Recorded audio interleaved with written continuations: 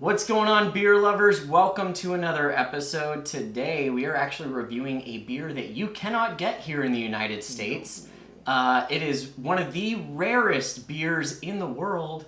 This is Westvleteren 12. If you have no idea what this is, or you know what it is and are curious what we think, stay tuned.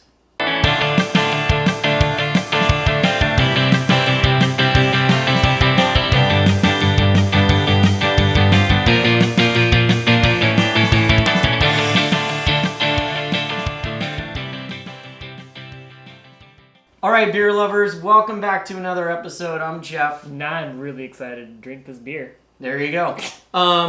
So here's the story, guys. I went to Belgium over a year ago, and I found out about this beer called Westvleteren 12. It is made by a Trappist monastery. There's only 11 Trappist monasteries in the world.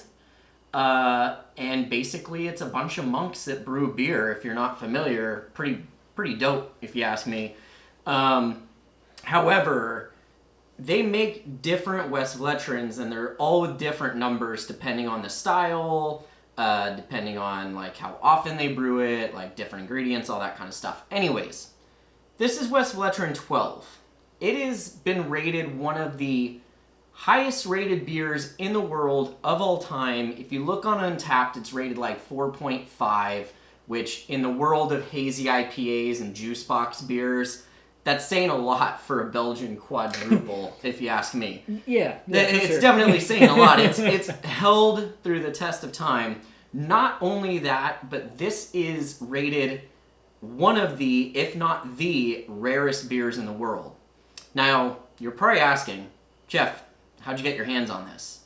Well, one... knows a guy who knows a guy. Yeah. When I went to Belgium, I brought home some of this beer. I have since drank it. I didn't even think to review it for you guys, because, I don't know, I was greedy. I'm a greedy little... And so I didn't have any. And this is the beauty of the craft beer community. I actually met a guy on a craft beer group on Facebook who happened to post that he managed to get a case of Westy 12, which is its nickname, delivered to him. Kind of hard to explain. I'm not going to go over all the details. And no, I am not giving you his name because, yeah, this is a solid hookup. I'm sorry. I'm not putting it out there. But if you are watching, you know who you are. Thank you so much, by the way. This is for you. We're going to drink this in your honor, and I appreciate it so much. First tip, by the way, before we crack this open, if you do, by some freaking miracle, get your hands on a bottle of this, I would recommend that you either drink it at room temperature or just below room temperature. Do not refrigerate it.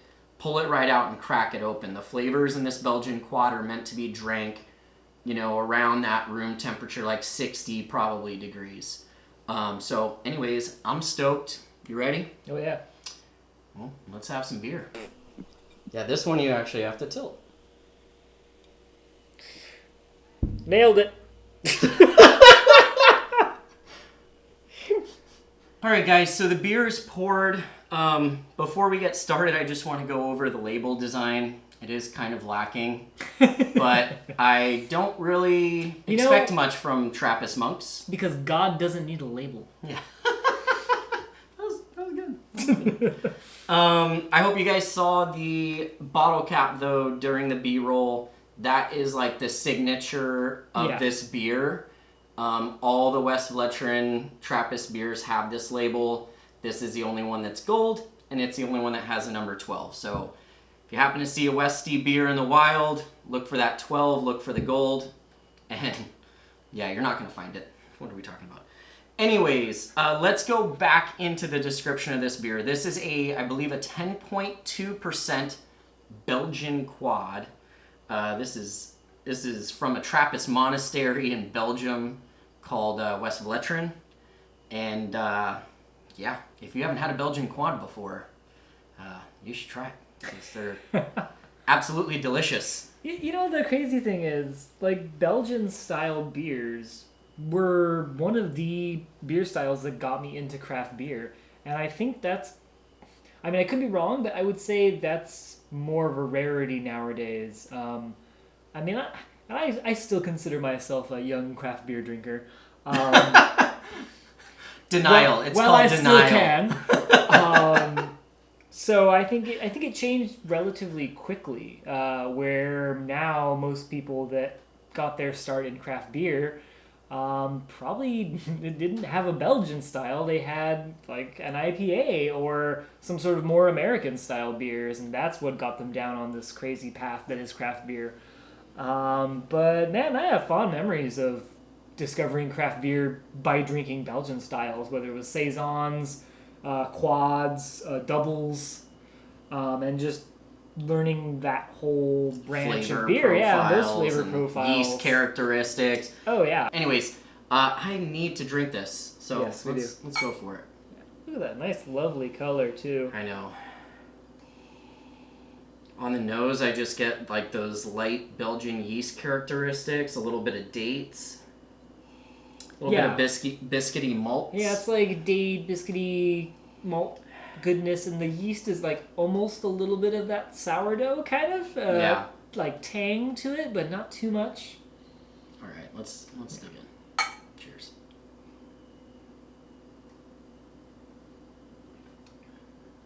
Ooh. Oh.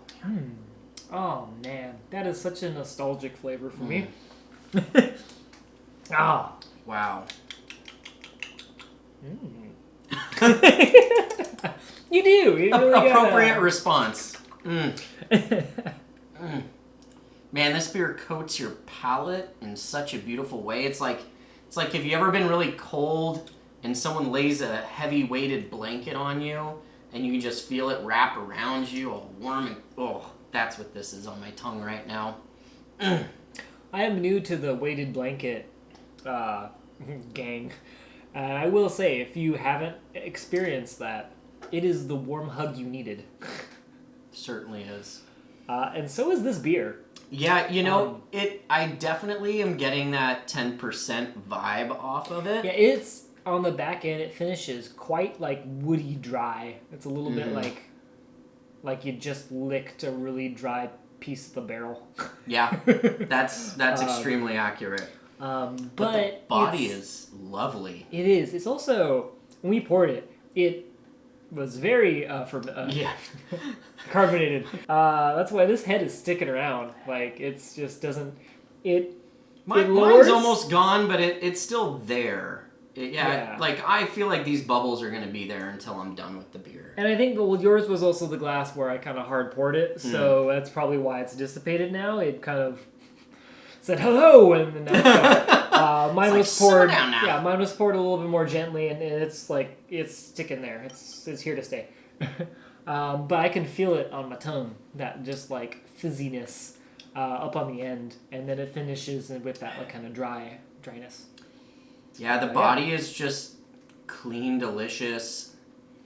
The dates, I get a ton of dates. I get like oaky woodiness. I get biscuity.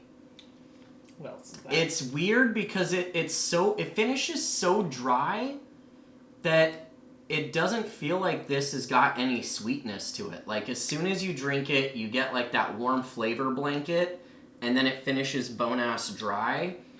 And you're sitting there thinking, was that beer sweet? But I can still feel it on my lips and stuff. Like, this is a kind of a sticky beer. Yeah, it is. It does have sweetness in it. It just has also a good, healthy amount of dry finish to it. It's nice. It's not for everyone. I will say, if you prefer stuff that's on like that lighter, sweeter side, if you're looking for something that's a little bit more crisp and refreshing, I don't know if I would describe this as refreshing. This is a little bit more of a... Treat yourself, but also like a winter night kind of beer. This is like a nightcap, sort of beer. This is nice... This is a beer where you would be lucky to even be able to crack one open. Well, in America, I doubt you would really be able to just casually drink it. So I would say this is a very special occasion beer. I'm picturing like a graduation or a going away party or a wedding or something like that, like a big occasion. Oh yeah, this would be really cool for a wedding, especially because, you're going to be having some pretty nice food usually at weddings, and I would think this with like a steak or like a really well done piece of fish, like some salmon or something. I think that'd be really nice. Or what else would I want to have this with? Like, actually, even having it with some sort of dessert might actually be kind of nice, because then it would, the dryness of the finish kind of clean off your palate, let you eat more and more. That's kind of fun. I like that idea. Oh god, the Belgian flavors out of this, you get like an allspice kind of flavor out of it, like a cinnamon star anise. Yeah, it's like clove. Yeah, clovey vibes. Oh man, it's really coming through now for me, especially because my palate adjusted to all those other flavors. It's just that signature Belgian yeast flavor. It's just, it's hitting so good. Yeah, there might even be a little bit of that, like, kind of Hefeweizen banana notes in here, but there's also a lot of heavier notes, so that kind of gets a little lost. Put by the wayside. Yeah. I just feel great. Love the beer. Love the fact that it's, like, hard to get, so it just feels extra special every time I drink it, and it's great sharing it with someone that I know appreciates it just as much as I do, and great company, so... If you guys enjoyed this episode, please give us a thumbs up, share with your friends. If you haven't already, subscribe to the channel. If you don't want to miss any future episodes, which you don't, right? You don't? All right, cool. Click that bell icon too. Apparently that will send you a notification. Even though we come out with new episodes every week, same time, same place, same hour, all that fun stuff. Same hour? Yeah, like literally 12:30 every single time. Like. Oh, see, I usually watch it not at 12. She on a schedule, baby. I'm on point. Also, follow me on Instagram if you aren't already, because following him on Instagram. I drink way too much beer, and I post tons of reviews of, especially very good at posting what he's drinking. So yeah, I am very good at checking it in on Instagram. He is not. So it's or on Untappd. Sorry. Yeah. He checks in on Untappd. Yeah. I check in on Instagram. It's so together you can have a good sense of what's going on. Yeah, I'm too lazy to do all the Untappd stuff, which is funny because it takes more work to do Instagram. Yeah, I write long. We're bantering. But yeah, so follow me on Instagram, especially if you live local and you're curious about any of the new beer releases. Yeah. I'm pretty much on top of everything. So and I'm reviewing it like the day I get it, if not like the next day. So I definitely check that out. Thank you guys so much for watching. I hope you enjoyed this episode.